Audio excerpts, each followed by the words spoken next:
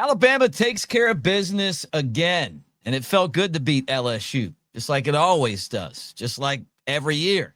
But now the Crimson Tide have a huge matchup coming with Oklahoma. We're going to talk about Bama's win over the Tigers.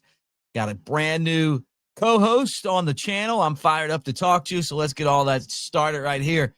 Welcome to the Bama Tailgate Show. Like, subscribe, thumbs up. Brought to you by Pearl River Resort, Philadelphia, Mississippi. Let's go.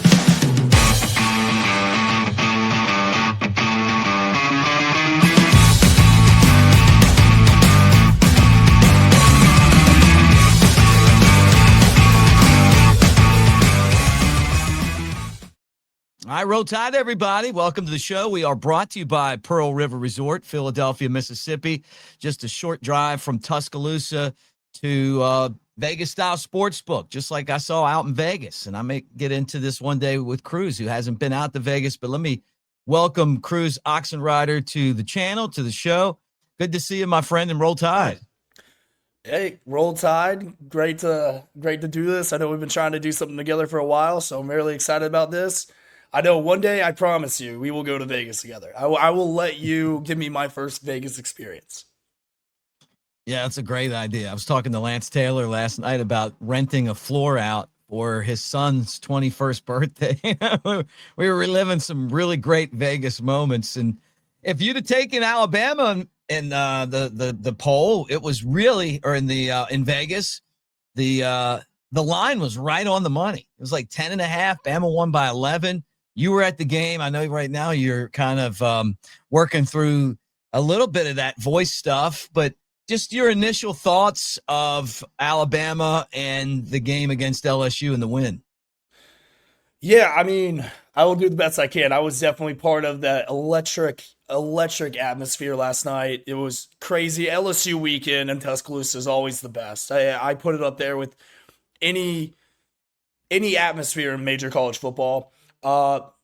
Few notes from the game. Thought the defense played out of its mind. I thought, I knew our defense was to come together and was really starting to mesh well, but to hold an offense with that many weapons to no touchdowns, field goals only, stepped up in the moments where our offense didn't have their best day. I thought that the pass rush looked alive. Nussmeier getting benched was crazy. I thought that was great. I think we are also seeing the emergence of a future superstar in Dejoun Lee at corner. I think right now we are starting to mesh at the same time. So we can win without our best pitch. And now our defense is starting to come together. The one thing I am deeply, deeply concerned about is our running game. The way we are running the football, I don't think I can remember an Alabama team that has been able to look this lackluster running the football. And I mean, it's kind of concerning. It's not that we don't have talented backs. We do. I just don't feel like there's any rhythm with it. And, Ty just doing Ty things. Like, the receivers are stepping up, making big plays. I'm loving just the creative play calling that we've had so far. So I thought yesterday kind of went how we talked about on Friday. It was going to be a gross, messy trap game. I did take LSU plus 10.5. I thought they would get a backdoor cover. But honestly, I'm not mad at it. I thought, like I said, I'm actually glad we got this game out of the way, and I feel like we'll be more focused, and we're going to hit some things in practice going into Oklahoma next week. Big revenge game. Yeah.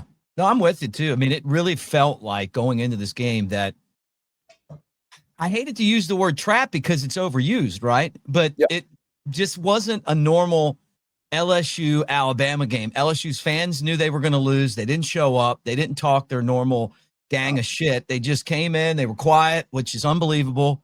It honestly, it really felt like the days when Alabama played LSU before Coach Saban. It was just kind of like another game on the schedule.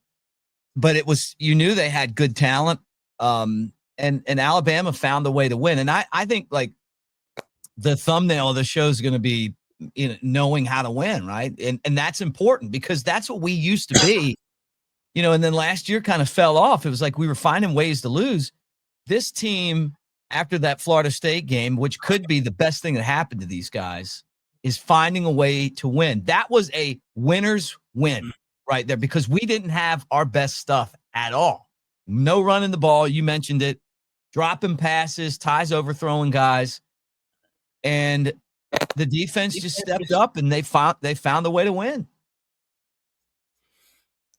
Yeah, and honestly too, it's like I said, I'm glad we got this ugly performance out of the way going into Oklahoma, because I feel like you didn't really know what you were going to get with this LSU team.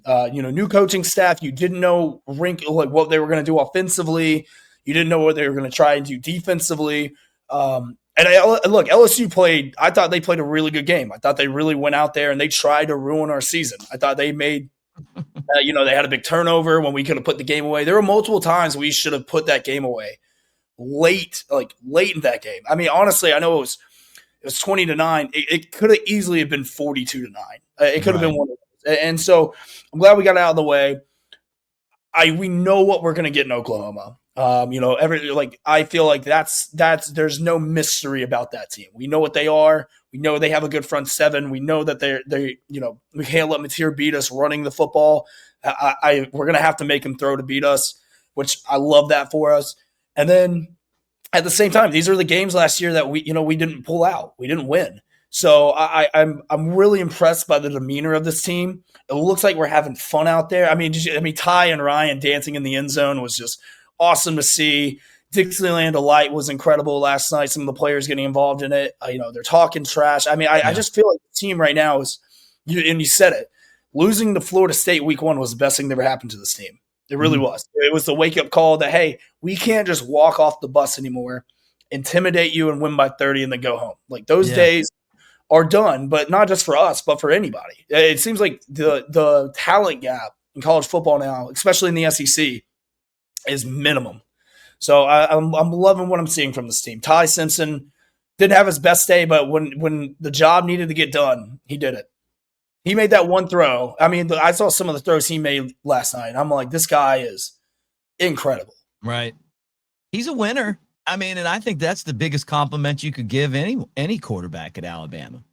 And he's getting the entire team involved. We're going to talk about our biggest strengths and weaknesses. I think we know what the biggest weakness is. We've talked about it. We'll talk more about that. But Ty Simpson, he might not win the Heisman. I don't know if he's had a Heisman moment, and we can kind of get into the game that Indiana had and the way that they beat Penn State and the pass that Mendoza made at the end of the game and one of the most unbelievable catches that you'll ever see. But first, I want to tell you guys to join Mick Nation. That's at AveD. The QR code's right at the bottom of the screen.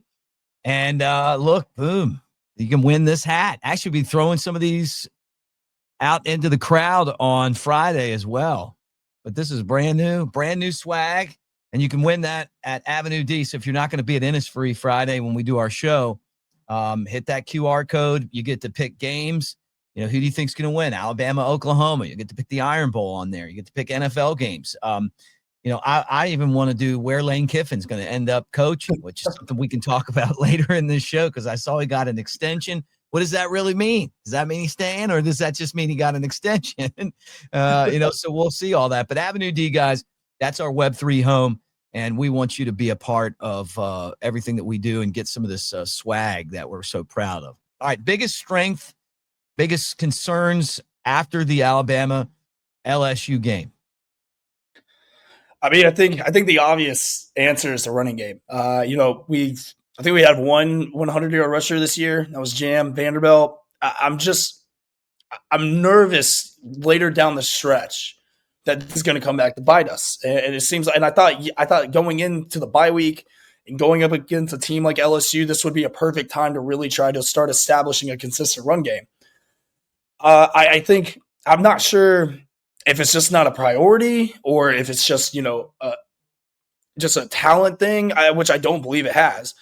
So I really want to see over the next couple of weeks. We got Oklahoma. They got a good front seven. That's going to be a tough game to run the ball against. Then you got Eastern Illinois. I mean, that could be one, but what really is that kind of give us? And then you got Auburn, good front seven. They're going to be playing with their hair on fire, Jordan Hare. And then you got A&M. I mean, that's going to be a tough one too. So I think right now it's like, how far can Ty really take us? And as far as strengths go, it's honestly the maturity of this team. Look at how many penalties we had last night. Only 2 penalties the whole night. We had that one bad turnover on a strip sack. But I mean, the discipline we're playing, we're not making these dumb mistakes anymore like we did last year. We're being composed. Where it just seems like this team is growing up week by week, and it looks like it's getting, it looks like they're genuinely like they love each other. Yeah. Seems like they're playing for each other. It seems like they're playing for DeBoer. It seems like they're playing for the coaching staff. It seems like they're playing for the fans. Like this team, it kind of feels like Ohio State last year, where they weren't winning pretty games. But they were winning, and then of course and then they got hot right at the right time, riding into the playoff. And that's when everything just kind of clicked, and everything that they did just kind of worked. And I'm wondering with the unit that we have chemistry wise, I have a feeling that we might be able to look at Ohio State 2.0 come playoff time. Yeah, look, I agree with you on the run game, and I can't figure out if it's the offensive line, if it's the play calling, or if it's the running backs, because Jam Miller hasn't been the same guy to me since the concussion that he had in that game against Missouri, right? Because he was running all over those guys, and then out he went. Daniel Hill, we're kind of waiting for him. But on a lot of those running downs, we throw the ball. And there's a lot of passes that are going to go down as passes, but they're really runs. Yeah. And I got to factor that in as well. But I'm with you on the fact that it would be nice if this team could figure out how to start really popping some big runs. Now, this is part of Ryan Grubb's DNA. I mean, he got fired from a team that won 10 games last year in the NFL because they didn't think he ran enough.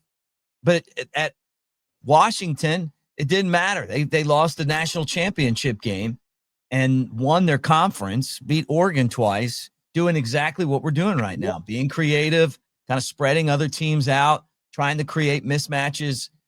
So I get the reason I'm saying that is I agree the running game's got to get better, but I'm just wondering, is it the way that this offense is designed? You just run basically to keep them thinking that you may do it, but they're not as concerned about running as long as they're getting yards.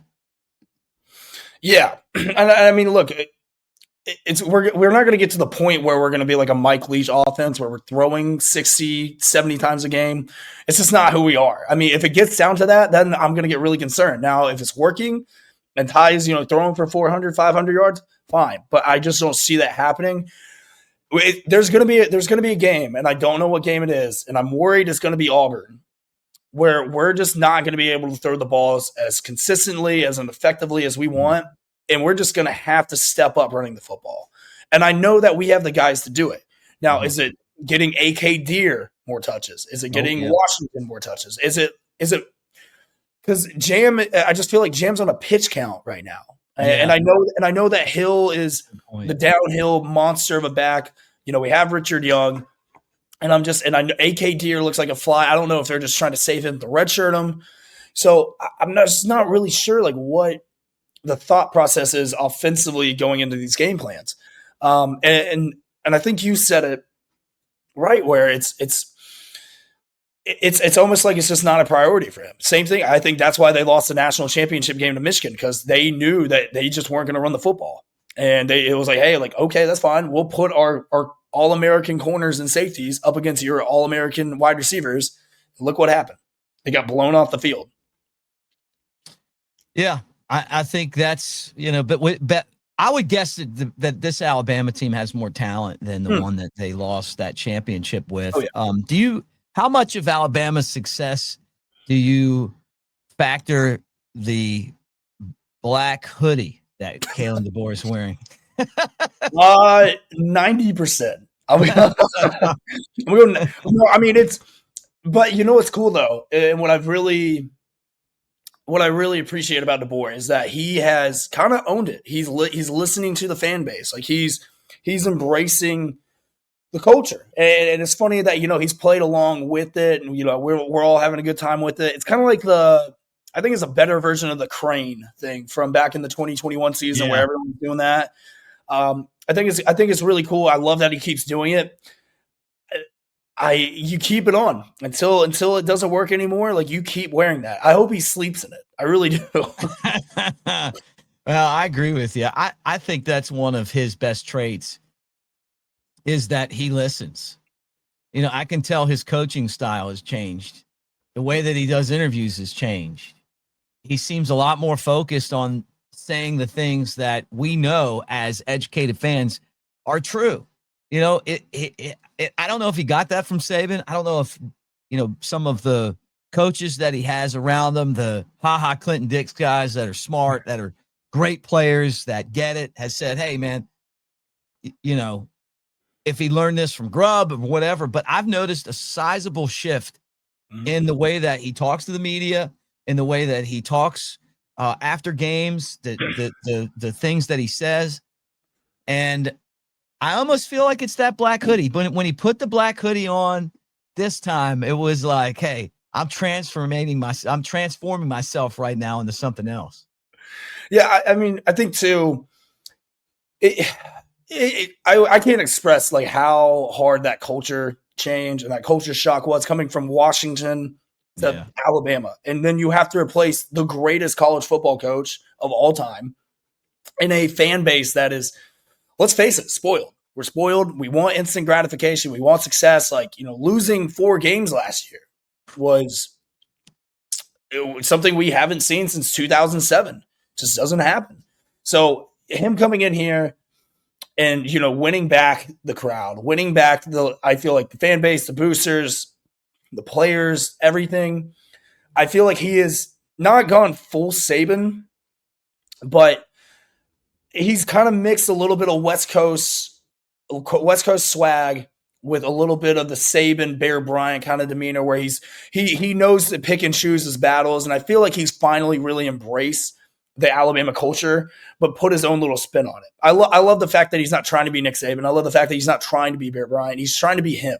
So like the black hoodie thing. Okay, look, Bear had the houndstooth. Nick had the straw hat. DeBoer has the black hoodie. Yeah, good point, man. You know, it's you know, like they had the stickers of like the houndstooth and the straw hat. Are we gonna have stickers of this hoodie now, like for cars? We should.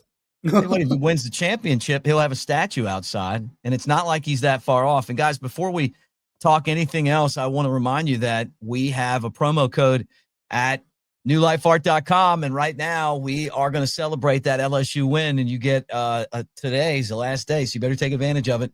30% off Heisman Heights. That was Devontae Smith's amazing high point catch in one of our many wins over the LSU Tigers. And it was his Heisman moment back in 2020. So make sure that you take advantage of that, whether you want the full-size print like the ones behind me, the smaller ones, you want a mug, whatever it's on, anything that Heisman Heights is on, you get 30% off at newlifeart.com.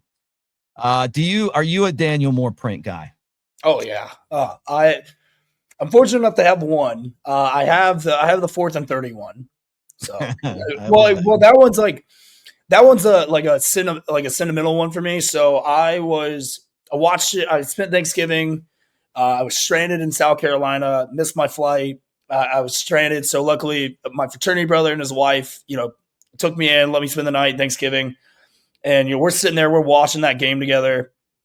And me and him are just like, this is awful. Like this. And, you know, the botch snap goes, and, you know, all of a sudden we were like, wow, this is just awful. Worst Thanksgiving ever. And then it happened. And I just remember we just like jumped into each other's arms, and we were, you know, almost emotional from it. And then, you know, we were like, all right, we're going out. Like we're going out. We hit downtown Charleston, had a blast. So for his wedding gift, I actually got him. I got him one too, just because it was like such a special memory that, you know, me and him had. Oh, that's awesome, man. Well, that's what it's all about. You guys take advantage of that too. I've got a couple behind me. I got, you know, Mike's. Actually, that's Jake's print right there, and then that's the, you know, obviously that national championship win against LSU. I sat with my friend Cheryl Yingling and a bunch of others. Like I want to say they were like 50-yard line, second deck seats, or front row seats in the second deck. 50-yard line for that one. That was so fun. And then I got Mike Johnson's print, because he's on here. I'm wearing here. That was my freshman year. So that was it is. That was a great one. It's funny too, because people complain about how boring that national championship game was. It wasn't boring. That was probably some of the best defense you'll ever see in college football. I loved it. On both sides of the ball. Oh, it was fun just watching us whoop their ass. Yeah, well, that too. And then honestly, every minute of that. My favorite thing about that game is so after Trent scores the touchdown, we missed the extra point to make it look like we had scored 3 touchdowns to win 21. Yeah, no. And that was and you know what? It leads me into the next conversation piece here. But that was a team that was marred by bad kicking, and it did not cost them. Connor Talty made a couple field goals, but he also missed one that you and I could kick through. Yeah. And it's frustrating because I'm not buying in on him. I'm not. I mean, I this isn't personal, but when I see him getting ready to come into the game, I'm not happy. I don't want him out there. And that means I want us to go for it, or you can't even give him a chip shot. Well, the snap was high. Snaps are high all the time. You got to kick that one. You could have kicked it left or right footed through. Yeah, I mean, look, there's a reason why we went for the kill shot against South Carolina and we didn't, line up to kick the game-winning field goal. Yeah. Went for it. So there's some things like that. It's almost like the Papanakis from 2017 season. We were so spoiled by how consistent Will Riker was. All-time leading scorer in NCAA history. And you know as well as I do, being a Bama fan, like when a kicker comes out on the field, you clinch a little bit. So I will say, the long field goal that he did made, very impressed, drilled it. I know he missed a chip shot. But I've noticed this year we have gone for it a lot on 4th down, more than I can remember in recent memory on teams. I mean, there was a 4th and 8 against Missouri. There was another 4th and goal down there. I mean, we were going, and then even last night, first drive of the game, went for it on 4th down again. We didn't love that Wildcat, play call. No. It wasn't. We didn't block for it either. I mean, we did. Missed the block on that one. Let the linebacker run right through. Yeah. It's frustrating. So I am curious to see how it's going to play out now. He hasn't kicked that. Sorry, would you have kicked that one? I don't think I would have kicked it. I think it was still a little too long out of his range. I probably would have not gotten so cute on the play call. Only because I think that's more of it's almost like the same kind of play call formation we did to ice the game last night. Right. I feel like we got a little too cute on that one. But I understand what you're saying. I would be a little nervous too. I do clinch a little bit. Hopefully, I know he's young, so hopefully we can get some consistency in him. But man, it's something that is going to curse us for the rest of our lives. I feel like we'll be great at everything else, but kicker is the one thing that's always going to haunt us. Yeah. Well, hopefully it doesn't haunt us this season, because I don't want, and like that 2011 season, I don't want someone to take a big dump and put it in his shoe. Oh my God! Yes. Did you hear about that? Yes. One of the many gems that AJ McCarron has brought to the podcasting space. I completely forgot about that.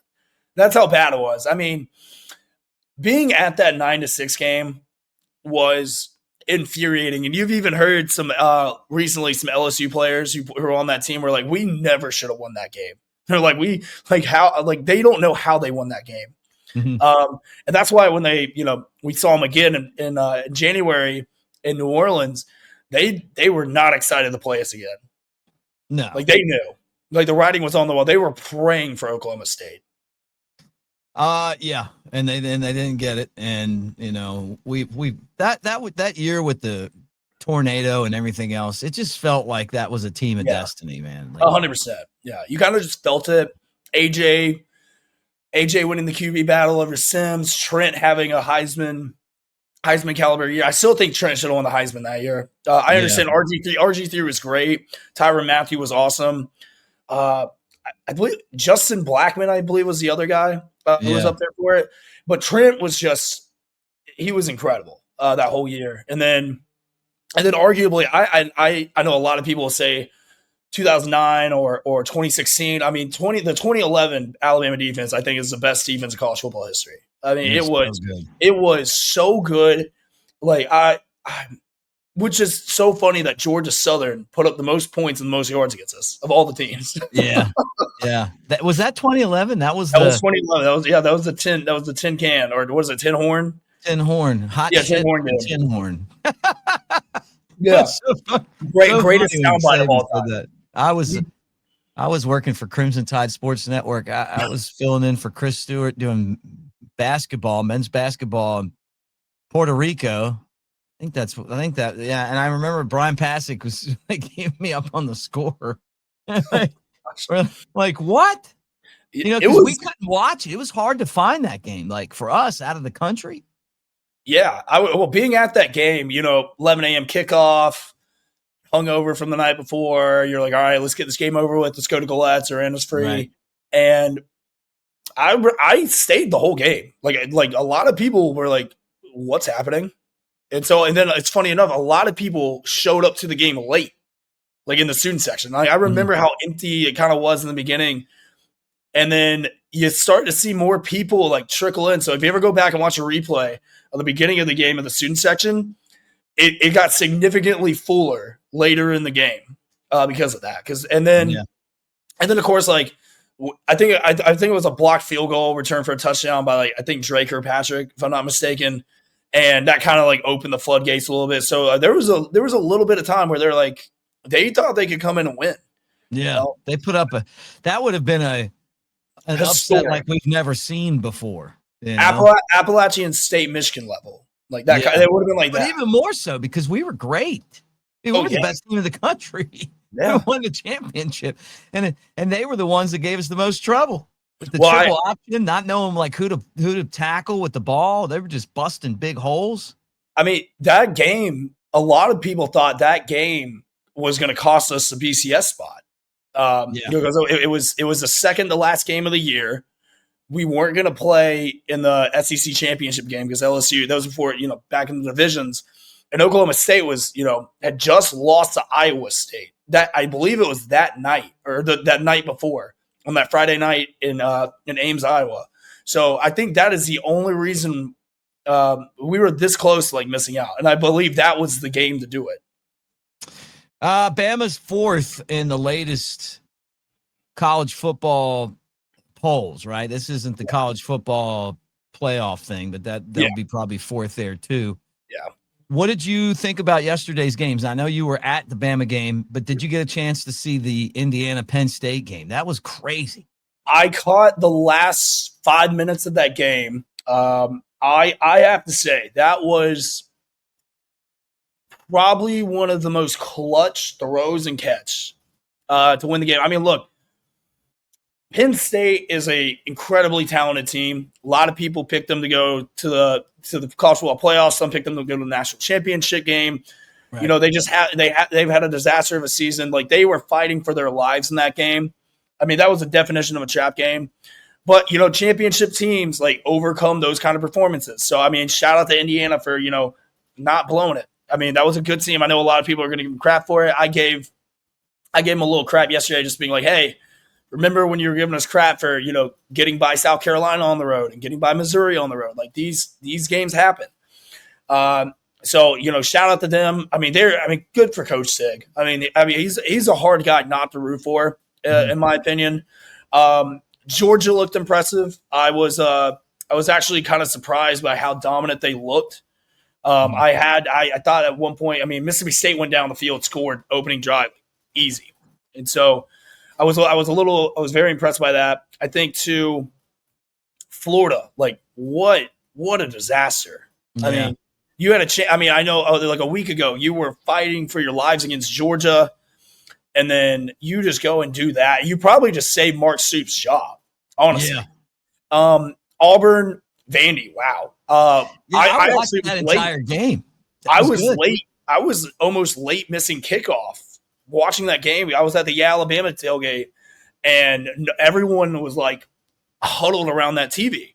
And I mean, Cam Coleman is going to be so good for us at Alabama next year when he transfers. He's going to be so good.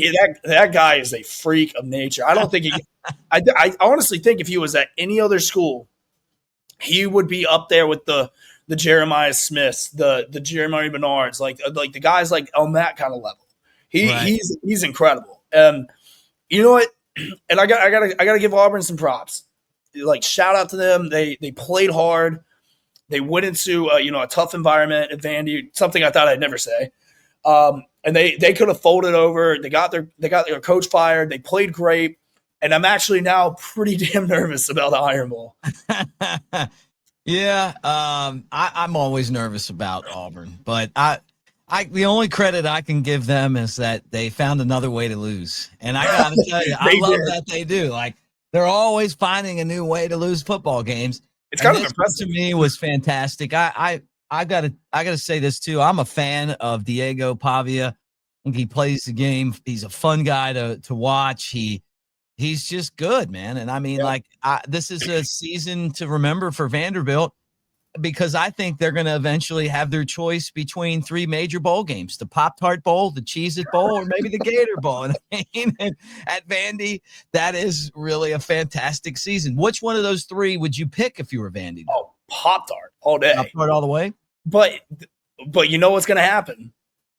They are going to go into Neyland Stadium with a college football playoff berth on the line for them. We could legitimately be talking about Vanderbilt going to the college football playoffs, which ridiculous. I thought they would have a decent season, but I mean, look, they've talked the talk, and besides Bama, they've walked the walk. Yeah. I'm not the biggest fan of Pavia's tactics. I understand, like, it's just who he is. If he was my quarterback, I would love him to death. I think he tries a little too hard to be like Johnny Manziel a little bit, so that's my only turnoff about him. But he is a really good college quarterback. When he's not playing Alabama, I do find myself rooting for him sometimes. It's hard not to. Mm-hmm. I think he'll get invited to New York for the Heisman ceremony. I actually think he will get an invitation. I don't think he'll win it. I just don't think he has the numbers to really kind of lock that in. I think that's going to be more of Mendoza and Ty. But I mean, I would say they're probably the story of the year in college football. Them and Indiana. Yeah. Well, he was yesterday, he was worth like 400 and plus yards of offense between him running the ball and throwing the ball. Yeah. But I never even thought about them with the potential of making the college football playoff. I guess just because of the loss to Alabama and to Texas. But I mean, they're kind of hanging in there right now. And, if they beat Tennessee, I don't think they will beat Tennessee. But if they did beat Tennessee, then and things kind of fall the right way for them. The problem that they have is you're talking about a bunch of teams in the SEC that are all clumped at the top, right? So, I mean, like Indiana and Ohio State, 1 and 2. And then after that, it's SEC, Texas A&M, Alabama, Georgia, Ole Miss. They're in a row, right? 3, 4, 5, 6. Then you got Texas at 10, Oklahoma at 11, and then there's Vandy at 13, right? I think BYU is a fraud. They look terrible in their game. You do have Texas and Texas A&M playing, so one of those teams will lose. And then whoever goes to the SEC championship game, Ole Miss, I just don't think Mississippi State's going to beat them. No. And so it's close for them. But all you can do is win, and it would be quite a story if they got in. Do you think this puts Tennessee in a spot that they could get into? I mean, I think they only have 2 losses too, right? They have 3. So Tennessee has 3 losses. So lots of Georgia, Oklahoma. The Oklahoma loss. So, and then also too, next week is the massive one that Texas, Georgia in Athens. That's gonna be an eliminator game, potentially for Texas, or maybe even Georgia too. Because what if a 2-loss? I mean, are we gonna keep a 2-loss Georgia out? Like, I don't know. Georgia. If you look at Georgia, besides yesterday, they haven't really impressed me this year, like most Georgia teams do. I think that they're susceptible to the big play. Gunnar Stockton, you don't know what Gunnar Stockton you're going to get. I think they could get into the playoffs and definitely make a run just because of who Kirby is. Mm-hmm. But you're going to have we could have an argument about a 2-loss Vanderbilt or a 2-loss Georgia, because you're going to have. Because Bama wins next weekend, they're in. They lock up I believe I think A&M, if they win next week, they lock up a spot in Atlanta. I think if we win next week, I think we lock up a spot in Atlanta. I'm pretty sure because we haven't lost an SEC game yet. Ole Miss has one, Georgia has one. So I actually might be so confused by this because because look here. Let me pull up the standings. I'll even put them on for everybody else. But I don't know. I mean, like I haven't even thought about doing math on this. Yeah, well, I mean, A&M's got South Carolina and South Carolina and Texas left at the end of the year. So, yeah, us at the top. We got the tiebreaker over Georgia. Georgia has a tiebreaker over Ole Miss. Vandy has Ole Miss and kind of looks like Ole Miss has probably in the best spot where they could sneak into the playoffs without even having to go to Atlanta. Right. And see that I'm looking at it like this. You're right. Bama has the tiebreaker against Georgia. Yeah. Texas could have one loss if they went out. Ole Miss is going to win out. Yeah. And then you got Texas A&M, so to me, the teams that can keep Bama out are the Aggies, the Bulldogs, the Rebels, and the Longhorns, if they beat Oklahoma. The one loss, right? Well, the Dogs can't do it, so you can take them out of this. And if they beat Texas, then that would eliminate them. So then that would be between Bama, the Aggies, and Ole Miss. So I wonder how that tiebreaker would work. Well, yeah, because we Ole Miss and A&M aren't going to play. We're not going to play them. So it'll be interesting to see. I don't know if it's going to go by. I don't know if it's going to go by ranking. It's going to be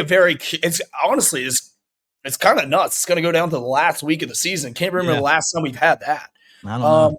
I mean, I think right now, Bama and A&M I think they're on a collision course to Atlanta. I think they're going to end up playing each other. They're both going to the playoffs. They make it to Atlanta. They're not going to keep any of us out. Do you want to go? Do you want to go? I actually do. I do want to go. I want to win.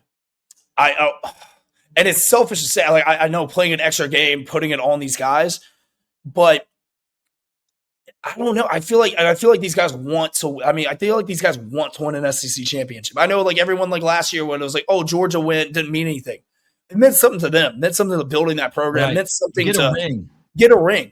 And it's something to build on momentum wise going into the playoffs or even going into the next year. So, I hate that people are saying that the conference championship games don't matter anymore. There's a little truth to that, but at the end of the day, on a coaching staff and players, it means something to them. And then, it means something to the fans too. But I think next week, the loser of Texas, Georgia is out. I don't think they're going to put them in the playoffs. I think if we take care of Oklahoma next week, they're out of the playoff discussion. I don't see Ole Miss losing a game. I think I can't wait to watch that Vandy Tennessee game because can you imagine Diego Pavia going into Neyland and planting the flag and Vandy getting a college football playoff berth in Neyland? God, that'd be like a video game, It would be Oh my goodness. Hey guys, we're brought to you by Pearl River Resort. That includes Silver Star Hotel and Casino in Philadelphia, Mississippi. Hour and a half from Tuscaloosa, 2 and change from Birmingham as we talk to you here on the Bama Tailgate Show. All right, a couple things I want to ask you before we get off here. First off, your thoughts on a huge basketball win. Oh God, it was. Watch that one, baby. We can run. We are. I'm not gonna lie. I was very curious to see how we would be because we didn't really get a great sample size of the game on Monday night, I believe. Wow, an incredible win against a really, really good St. John's team in Madison Square Garden. Number 4 team in the country, 5 team in the country, 5, yeah.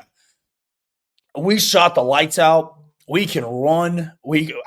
This team looks awesome. I'm going to be in the building on Thursday against Purdue. It's going to be electric.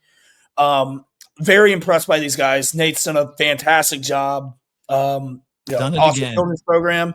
It's hard to not have him up there as a top 3 coach in college basketball. And of course, I will own it. I don't know if you saw me ratio myself yesterday.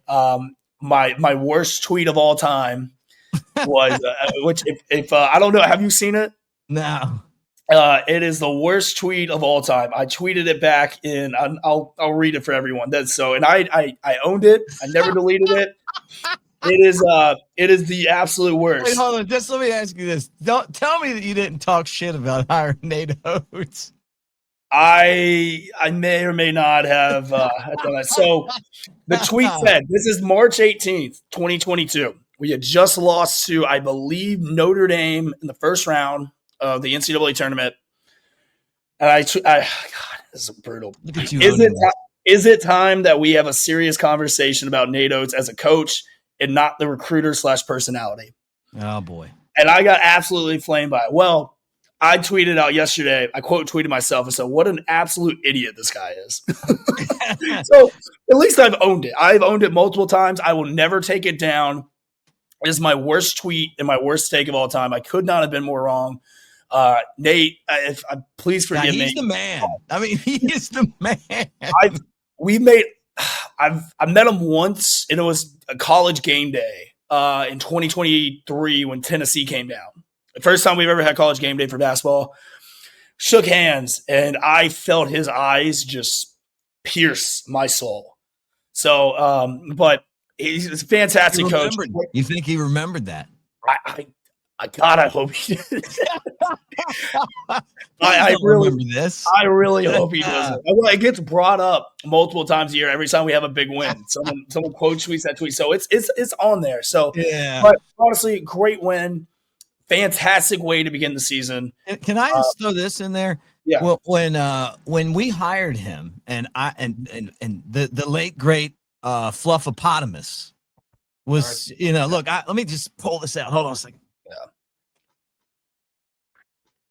Yeah. Found this the other day in the studio. I wanted to. And I said, I miss this guy. Oh, my Fluffopotamus T-shirt. God, just the absolute best. Man, I love this kid, and I love that guy. We're at R&R Cigar, smoking a Stogue. Oh yeah, and I'm like, why would we fire Avery Johnson just for another coach that's going to come in and do what, And he was trying to convince me how good Nate Oates is going to be. I'm like, yeah, now we'll never be a basketball place and da-da-da. Dude, it's just to watch the way that they get up and down the floor. Like Auburn's gone all in on basketball, and now they don't have their coach anymore. They got his son. So they got the they had. Yeah, right. We're going to beat them. It's just the way that this guy builds rosters and coaches and how cool he is to be around. And I look at it and go, I still kind of can't believe that he's here, but thank God he is, because it makes basketball fun too. Yeah, I mean, look, when I went here, I think we made the tournament one time and we got bounced in the first round. So like I never really got great experience basketball wise. I got to see the half court shot against Georgia, the buzzer beater. That was awesome. And then we beat Kentucky one year, but Kentucky was actually having a down year that year, so it really didn't mean much. So it was really hard for me to like get emotionally invested in Bama basketball being here. So ever since Nate's got here, man, he is. It's electric. I love getting into it now. I think our fan base and our students have done a great job of promoting these guys, showing up when it matters. I mean, we're becoming a great program. I mean, look, Phylon, just absolute stud. Baller, man. I mean, 25 points last night. I mean, we look great. And I mean, was great in that game. How about him, man? He's dude. Stud. And look, scoring 53 in the first and then 50 in the second. I mean, I'll take that all day. And and again, against a great team in St. John's, in Madison Square Garden. That's like, you couldn't, if you would have told me 5 years ago, or even, 6 years ago when we hired him, that we would be playing in Madison Square Garden in a nationally televised game against St. John's being number 5 and us being top 15, and we would score 103 on them, and then we would go to the Final Four and we go to the Elite Eight the next year, I would say you're crazy. So it's awesome. It's almost like kind of like the Saban-ish effect of how he came in for football, completely changed the culture, got the fans, got the program to really believe and invest in what he's building. Right, whatever he wants, money wise, contract wise, give it to him. Like, yeah, please, give it to him. When Michigan or Michigan State come calling, Michigan State, I think, is the one job that could probably lure him away. When Tom Izzo decides to hang it up, you throw everything at him to keep him here. Well, let me go ahead and transition right now to Kalshi.com. Use our promo code BamaTailgate, $10 free when you sign up, and trade $100. And you're going, now, what's Kalshi? Some of you guys know, some of you guys don't know. I love Kalshi because it's just fun, right? It's not just sports, but it's an exchange market that's legal in all 50 states. You get great odds, no house vig. Prices set up by supply and demand, no limits. Winners don't get cut off, live trading. They don't block you mid-game. There's flexibility. You can cash out anytime, transparent pricing, and it's beyond NFL, right? So it's politics and economy and Oscars and Grammys and pop culture and on and on. And one of those things is the odds of Lane Kiffin to be the coach at somewhere else. Now, it was reported today that Lane got a huge contract extension from Ole Miss. So let me start with this one right here. Do you think the public is buying this, or do you think that they feel like Lane's going to be a coach somewhere else, and that somewhere else being Florida? I don't think he's going anywhere. I think he is. I think he's staying put in Oxford. I think they are going to. I think Ole Miss is paying him what he's worth. I think Ole Miss is taking care of their guy. I just don't see it. I think if you would have asked me a year ago or 2 years ago, I would have 100% bet he's gone. But I think what he's building in Oxford and the way that fan base loves him and his players love him and what he's doing there, I don't know why you leave. I mean, look, did you see the video of him yesterday running to midfield while there's a proposal going on? Yeah. Like that, like he fits Ole Miss. I feel like the only other place he would go and that like it kind of fits him culturally would be LSU, but I don't think he's going to leave for LSU. Like, I feel like he's perfect there. Florida, I understand Florida wants a sexy pick. I understand they want a big name, but sometimes the sexy pick isn't the right pick. Like, right. Look at Elko. Look at Elko at A&M. Is that a sexy pick? No. Did it work out for him? Yeah. That's why I'm saying go get Brent Key out of Georgia Tech. That's who you need to get if you're Florida. Look at that. The public had him 62.4% as early as today, and now it's fallen to 54% because of obviously the news of a contract extension. You got Jed Fish at 18%, and then Eli Drinkowitz down to 14%. Lincoln Riley's at 9%, according to the public right now. Here's the problem that I have if I'm Lane. I know that if I go to Florida, that I can win a national championship with the players just in the state. You could build a state of Florida team, take nobody outside of the borders, and you could still have the most talent and win a championship. 100%. At Ole Miss, you're dealing with Alabama. You're dealing with Mississippi State, which, I don't know that he's losing too many recruits to them. You got Tennessee coming in there, LSU coming in there, Arkansas coming in there. What about the money that goes with NIL? How's that? He's a great fit there, and he's taking a huge risk to leave. But I just have this feeling that he's still in play for Florida, despite his extension or lack of one. Now, the other one I want to ask you about on Kalshi is Lane Kiffin to LSU. What do you think about him being a potential fit for LSU? And remember, his daughter dates somebody at LSU. I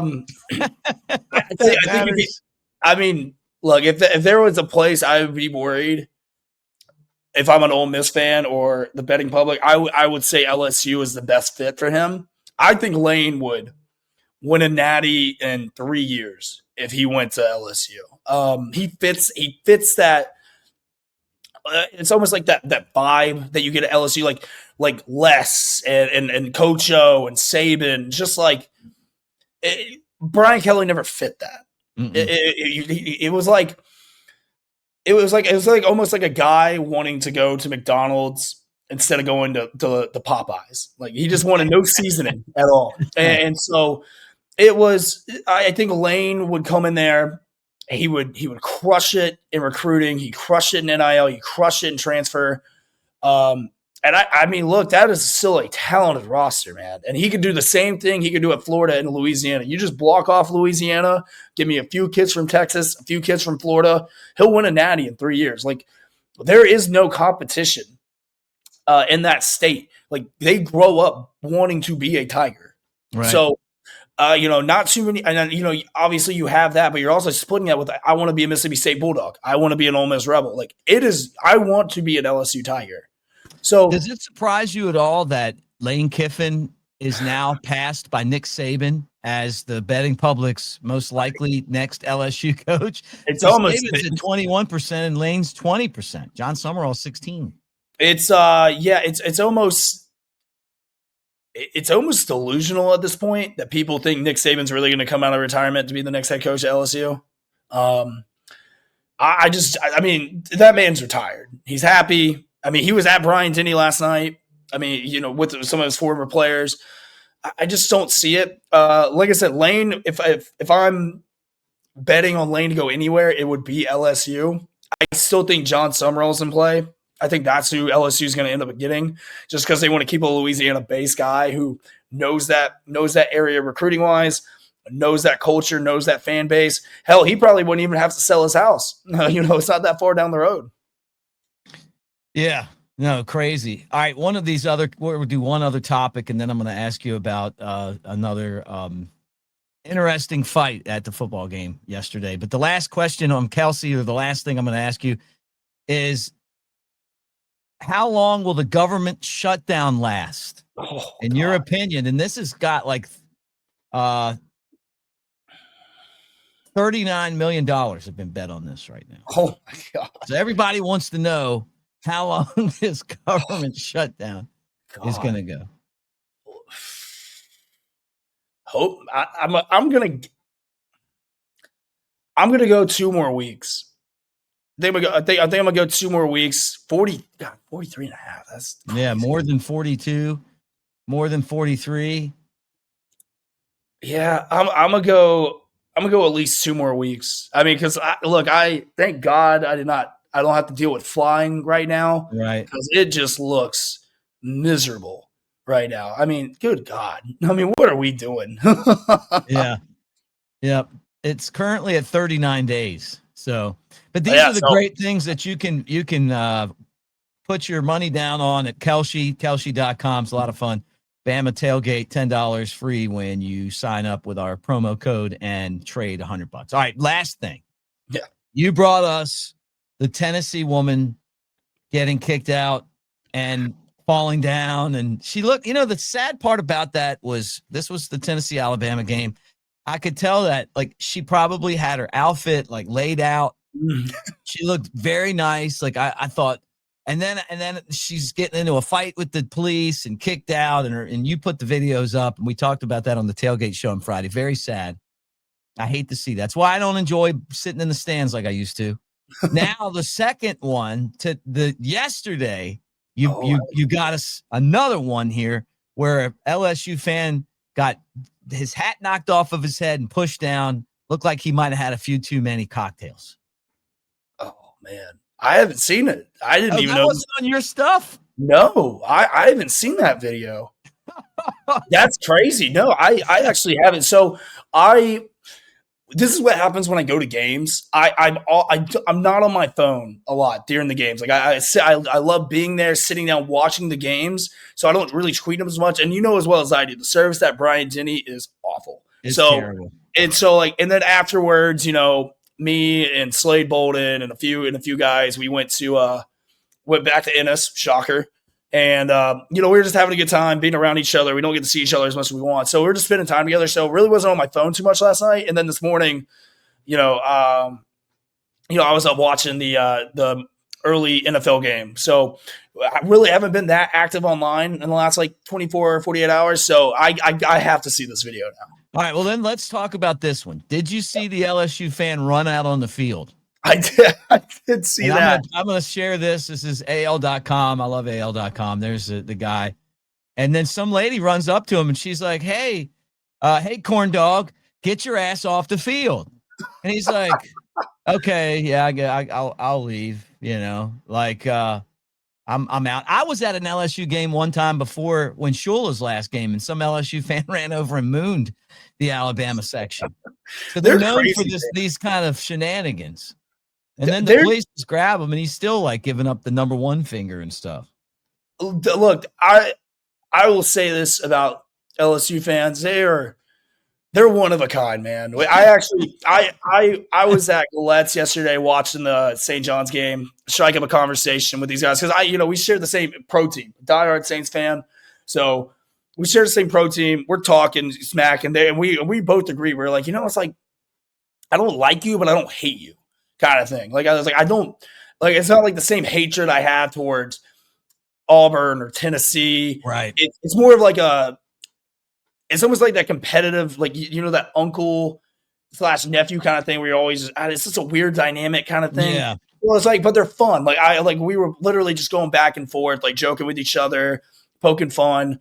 And that's what it's all about. That's what Trash Talk's all about. They are, because that's what college football is all about, not taking it too seriously. Now, I will see, I'm going to go watch this video, the fight video, after we're done here. I want to see it, but man, fighting in the stands is so stupid. I hate it. Like, it's so dumb. Like, look, I get it. Be passionate about your team, yell, cheer, whatever. But like, it's a game. Like, it's an actual game.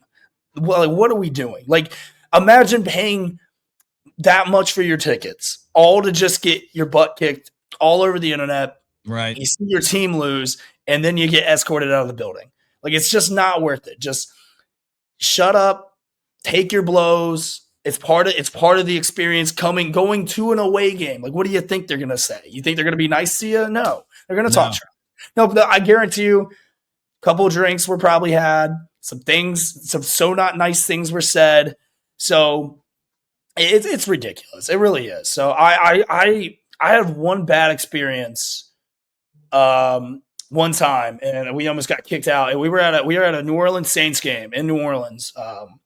And they were playing the Tampa Bay Buccaneers, and they were walking by, like they were trying to claim that they were their seats. We have season tickets. I think we know where our seats are.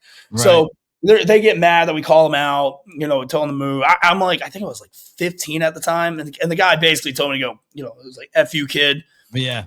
My dad, being military and government official who puts people away for a living, did not take kindly to that. And the first time I've ever seen the definition of dad strength, I watched my dad literally pick a guy up one-handed and just like in midair. And luckily the people around us saw what happened. Those guys get kicked out when they tried. Other than that, never had a bad experience at a game. Shout out to Chris Phillips, your buddy. It was just good getting to hang out with him. SEC Unfiltered. That would be something great for an SEC Unfiltered video. Oh, absolutely. Hanging out with you guys. You guys were picking the top 5 best bars in Tuscaloosa. Did you ever figure out what that was? I did, and it should be out too. So I'll give you. I'll make sure you guys check that out. I started doing mine. I'm like, I know Gillette's and Innisfree are in this list. So I decided to do it in no particular order. Didn't want to hurt any feelings. I mean, we obviously know what my number one is. It's Innisfree. Gillette's was on there. Bear Trap Rooftop was on there. Oh. So this is my personal townie one, and not a lot of people are gonna like it, but I'm wearing my sweatshirt now. Harry's. I told them last night at LT's house. I said, Harry's is sneaky good, man, and old school. I knew Harry. I actually knew Harry. Knew him well. So the Harry. That's great. That was our bar. Like that was our bar for the first 2 years of college. Shout out Wayne Mills. That first bar that I ever went to in Tuscaloosa was Harry's. So it holds a special place in my heart. I know it's not a personal favorite for a lot, but it's a sentimental thing for me. And then I believe I said the last one was was I think it was Sessions, if I'm not mistaken. Or no, I'm sorry, no, it was Cocktail Collective. I like that place. Great old fashioned, a little bit like different vibe. Like it's like a nicer place. It's a really good catch. Catch was like my last one off the list. Catch. I do love me some Catch, man. They make a mean Rumpelman shot. Yeah, I mean, it's very cold. Very cold. Awesome getting to team up with you. Do this on Sundays. Bama and Oklahoma. We'll have a lot to talk about. How can people find you? I know you're all over the place right now. Yeah. Social media.